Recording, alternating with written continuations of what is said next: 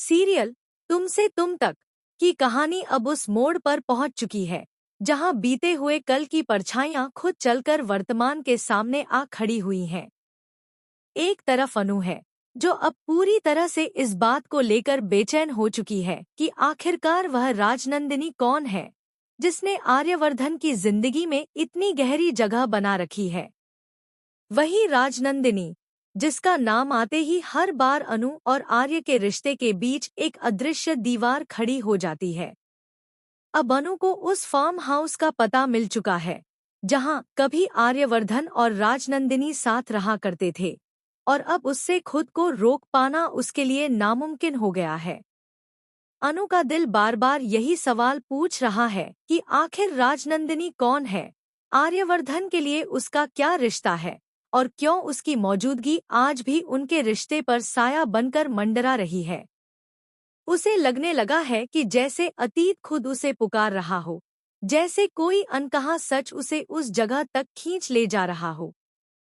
इसी बेचैनी में अनु बिना किसी को बताए उस फार्म हाउस की ओर निकल पड़ती है जहां हर दीवार, हर कोना और हर खामोशी किसी बड़े राज को छुपाए बैठी है। जैसे ही अनु उस सुनसान फार्म हाउस में कदम रखती है, उसे अजीब सा एहसास होने लगता है। ऐसा लगता है मानो वह जगह उसे पहचानती हो, मानो वहां की हवा भी उससे कुछ कहना चाहती हो। उसी दौरान उसके पीछे पीछे जेंडे भी वहां पहुंचने वाला होता है।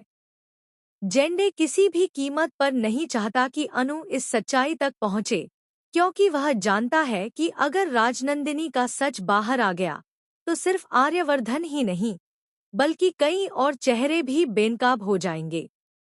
लेकिन इससे पहले कि जेंडे वहां पहुंचे, किस्मत अनु के सामने वह तस्वीर ले आती है जिसने पूरी कहानी की दिशा बदलनी है। अनु की नज़र एक पुरानी फोटो पर पड़ती है जिसमें आर्यवर्धन और राजनंदिनी एक साथ खड़े हुए दिखाई देते हैं। उस तस्वीर को देखते ही अनु के पैरों तले जमीन खिसक जाती है। अब वह साफ देख चुकी होती है कि राजनंदिनी दिखती कैसी है। आर्यवर्धन के साथ खड़ी वह औरत कौन है, यह सवाल अब उसके दिल-दिमाग में गूंजने लगता है। हालांकि तस्वीर देखने के बाद भी अनु के सामने कई सवाल अनसुलझे ही रहते हैं।